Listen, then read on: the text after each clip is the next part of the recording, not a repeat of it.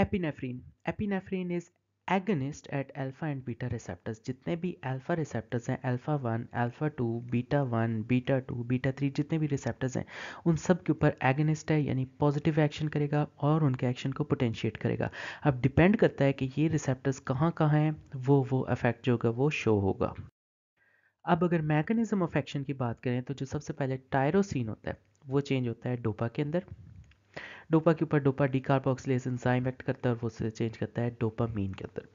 Dopamine vesicles के अंदर fill up होता है, देन वो चेंज होता है नॉर या नॉर एपिनेफ्रीन में।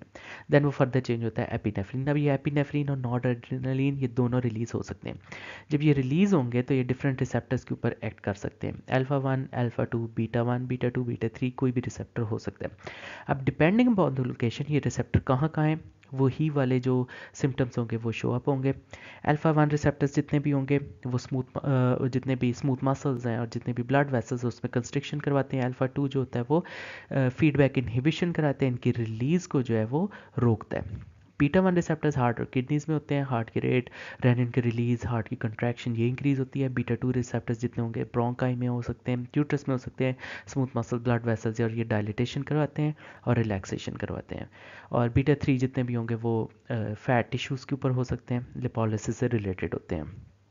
अब जो एपिनेफ्रीन है वो इन सारे रिसेप्टर्स को जो है वो एक्टिवेट करती है। So it is agonist for alpha and beta receptors, सारे अल्फा और सारे बीटा रिसेप्टर्स। अब होता क्या है कि जब ये अल्फा 1 रिसेप्टर्स को एक्टिवेट करेगी तो उसकी वजह से क्या होगा, पीएलसी फॉस्फोलाइपेज सी जो है वो एक्टिवेट होगा। फॉस्फोलाइपेज सी ब्रेक डाउन कराएगा और इनोसिटोल 3 फॉस्फेट की कॉन्सेंट्रेशन को इंक्रीज करेगा। जब इनोसिटोल 3 फॉस्फेट की कॉन्सेंट्रेशन इंक्रीज होगी उसकी वजह से कैल्शियम का क्या होगा, इन्फ्लक्स होगा, कैल्शियम की कॉन्सेंट्रेशन इंक्रीज होगी। और कैल्शियम जो है वो क्या करवाता है, कंट्रैक्शन करवाता है। जितने भी स्मूथ मसल्स और जितने भी वेसल्स हैं वो सारी कंट्रैक्ट करेंगी। अल्फा 1 रिसेप्टर का ये रिस्पॉन्स है जिसकी वजह से क्या होगा, वेजो कंस्ट्रिक्शन होगी, ब्लड वेसल्स कंस्ट्रिक्ट करेंगे, ब्लड प्रेशर जो है वो इंक्रीज होगा वेजो कंस्ट्रिक्शन की वजह से। यूट्रस, जीआईटी, ठीक है, उसके अलावा ब्लैडर और आयरस, इसके जितने जी स्फिंक्टर मसल्स हैं वो सारे कंट्रैक्ट करेंगे। यूट्रस कंट्रैक्ट करेंगे, जीआईटी के जितने स्फिंक्टर्स हैं वो कंट्रैक्ट करेंगे, ब्लैडर के स्फिंक्टर्स हैं वो कंट्रैक्ट करेंगे। जो आई के रेडियल मसल्स हैं, आई के सिर्फ रेडियल मसल्स, उनकी इनर्वेशन क्या होती है अल्फा 1 रिसेप्टर से, तो वो जो रेडियल मसल्स हैं वो भी कंट्रैक्ट करेंगे। इसके अलावा अगर एपिनेफ्रीन बीटा 2 रिसेप्टर्स को एक्टिवेट करेगी तो बीटा 2 की वजह से क्या होगा, साइक्लिक एएमपी की प्रोडक्शन होगी।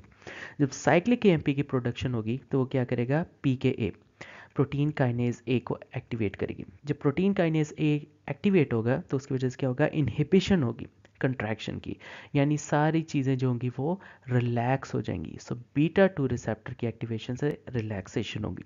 इसकी वजह से क्या इफेक्ट्स आ सकते हैं, ब्रोंकोडाइलेशन, जितनी ब्रोंकाएं हैं वो हमारी डायलेट हो जाएंगी। और क्या हो सकता है, वेजो डायलेशन, जितनी वैसल्स हैं वो डायलेट हो जाएंगी। डायस्टलिक प्रेशर जो है वो डिक्रीज हो जाएगा, यानी जो बीपी का जो नीचे वाला बीपी है जिसको हम डायस्टलिक कहते हैं वो डिक्रीज हो जाएगा। इसके अलावा अगर बीटा 1 रिसेप्टर्स को इसने एक्टिवेट किया तो उसकी वजह से क्या होगा, हार्ट रेट जो है वो इंक्रीज होगा क्योंकि बीटा 1 रिसेप्टर्स हार्ट और किडनी पे होते हैं। अगर अल्फा 2 रिसेप्टर्स को इसने एक्टिवेट किया तो उसकी वजह से क्या होगा, there is inhibition of lipolysis, lipolysis जो है वो रुक जाएगी and there is inhibition of norepinephrine release, यानी जो रिलीज है नॉर एपिनेफ्रीन की वो भी इनहिबिट हो जाएगी बाय द फीडबैक मैकेनिज्म। अब अगर इसके फार्माकोकाइनेटिक्स की बात करें तो जो एपिनेफ्रीन है वो इंट्रामस्कुलर भी दे सकते हैं, सबक्यूटेनियस भी दे सकते हैं। हाफ लाइफ जो है वो 2 मिनट की है। It is metabolized by MAO and COMT, monoamine oxidase और कैटिकोल ओ मिथाइल ट्रांसफरेज इसको ईजिली मेटाबोलाइज कर सकते हैं। क्लिनिकल यूज़ की बात करें तो एज़मा में एपिनेफ्रीन देंगे, एनाफाइलेटिक शॉक में एपिनेफ्रीन देंगे क्योंकि एनाफाइलेटिक शॉक में जो होती है हिस्टामीन रिलीज होती है और हिस्टामीन जो होती है वो ब्रोंकाई की कंस्ट्रिक्शन करवाती है। सो इसको रिवर्स करने के लिए हम एपिनेफ्रीन देंगे क्योंकि एपिनेफ्रीन जो होती है वो बीटा 2 रिसेप्टर्स के ऊपर एक्ट करती है, नॉर एपिनेफ्रीन नहीं कर सकती। So we use epinephrine for the treatment of anaphylactic shock. उसके अलावा कार्डिक रेस्ट, उसमें भी हम एपिनेफ्रीन देंगे, ये बीटा 1 को स्टिमुलेट करेगा और हार्ट रेट और हार्ट की कंट्रैक्शन और फोर्स जो इंक्रीज करेगा। इसके अलावा ये एनेस्थीजिया के साथ भी दे सकते हैं। It is added to local anaesthetic solutions. Toxicity या साइड इफेक्ट एपिनेफ्रीन के क्या हो सकते हैं, टिकिकार्डिया हो सकता है, हार्ट रेट जो है वो बहुत ज़्यादा तेज़ हो सकता है, ब्लड प्रेशर जो है वो इंक्रीज़ हो सकता है क्योंकि अल्फ़ा जो होती है उसकी कंस्ट्रिक्शन होती है, ब्लड वेसल्स कंस्ट्रिक्ट करते हैं और ब्लड प्रेशर जो है वो इंक्रीज कर सकते हैं। उसके अलावा एंजाइटी हो सकती है। अदर सिमिलर ड्रग्स देखें तो उसमें क्या आ सकती हैं। सबसे पहले देखते हैं डायरेक्ट एक्टिंग में। डायरेक्ट एक्टिंग ड्रग्स में नॉरएपिनेफ्रिन आ सकती है। ये जो नॉरएपिनेफ्रिन है, this is direct acting plus this is non selective alpha agonist. जितने भी अल्फा रिसेप्टर्स हैं, अल्फा 1 हो सकता है, अल्फा 2 है, so this is non selective alpha receptor agonist and this is direct acting. ये डायरेक्टली अल्फा रिसेप्टर्स को stimulate करेगा। उसके अलावा फिनाइलएफ्रीन, टेट्राहाइड्रोजोलिन, माइडोड्रीन और ऑक्सीमेटाजोलिन, ये जितनी भी ड्रग हैं ये भी डायरेक्ट एक्टिंग है, बट ये सिर्फ अल्फा 1 सेलेक्टिव है, ये अल्फा 2 रिसेप्टर्स को नहीं छेड़ेंगी। उसके अलावा क्लोनिडीन, एप्राक्लोनिडीन, ब्रिमोनिडीन, डेक्समेडिटोमिडीन, मिथाइल डोपा, ये जितनी भी ड्रग्स हैं ये भी डायरेक्ट एक्टिंग है और ये अल्फा 2 सेलेक्टिव है। क्लोनिडीन वगैरह फीडबैक में यूज़ होगी, एप्राक्लोनिडीन, ब्रिमोनिडीन जो है वो ग्लाइकोमा की ट्रीटमेंट में, डेक्समेडिटोमिडीन आईसीयू ऑपरेटर्स में यूज़ होती है। उसके अलावा मिथाइल डोपा जो है वो प्रेगनेंसी में जो हाइपरटेंशन होती है उसकी ट्रीटमेंट में यूज़ हो सकती है। ये तो थी सारी ड्रग्स जो अल्फा रिसेप्टर से रिलेटेड थी। उसके अलावा कुछ और ड्रग्स हैं जो बीटा रिसेप्टर्स को स्टिमुलेट करती हैं, ये भी डायरेक्ट एक्टिंग है।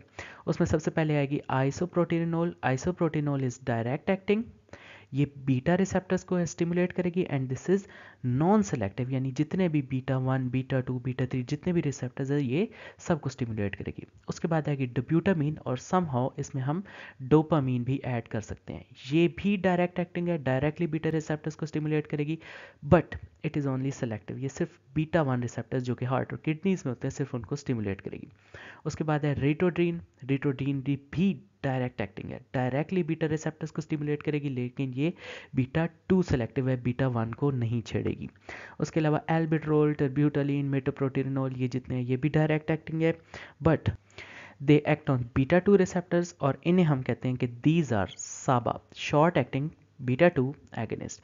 उसके अलावा फॉर्मिट्रोल, साल्मिट्रोल, इंडाकेट्रोल, वेलेंट्रोल और ओलाडिट्रोल, ये भी बीटा 2 एगनिस्ट हैं, बीटा 2 को ही ये लोग स्टिमुलेट करेंगे, but these are called long acting beta 2 agonist, जिन्हें हम लावा कहते हैं। इनका एक्शन जो होता है वो थोड़ा लॉन्ग होता है। उसके अलावा कुछ ड्रग्स है एपिनेफ्रीन, नॉरएपिनेफ्रीन और डोपामीन, ये अल्फा और बीटा दोनों को स्टिमुलेट करेंगे। These are non selective, direct acting और अल्फा और बीटा एगनिस्ट है। इनमें से जो एपिनेफ्रीन है it acts on every receptor, alpha 1 भी, अल्फा 2 भी, बीटा 1, बीटा 2 सब।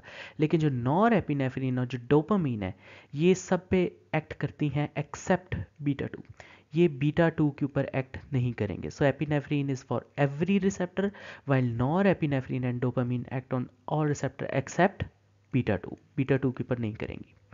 अब तक तो हमने सारी पढ़ ली थी डायरेक्ट एक्टिंग, उसके अलावा कुछ है इनडायरेक्ट एक्टिंग। इनडायरेक्ट एक्टिंग का मतलब है कि ये डायरेक्टली बीटा या जो अल्फा रिसेप्टर्स उनको एक्टिवेट नहीं करती, ये इनडायरेक्टली एक्टिवेट करती है किसी और मैकेनिज्म के थ्रू। या तो ये रिलीज करवाएंगी, ठीक है, एपिनेफ्रीन और नॉर एपिनेफ्रीन ज़्यादा रिलीज कराएंगी, रिसेप्टर को नहीं छेड़ेंगी, ये रिलीज करवाएंगी। या फिर रीअपटेक की इनहिबिटर्स हैं।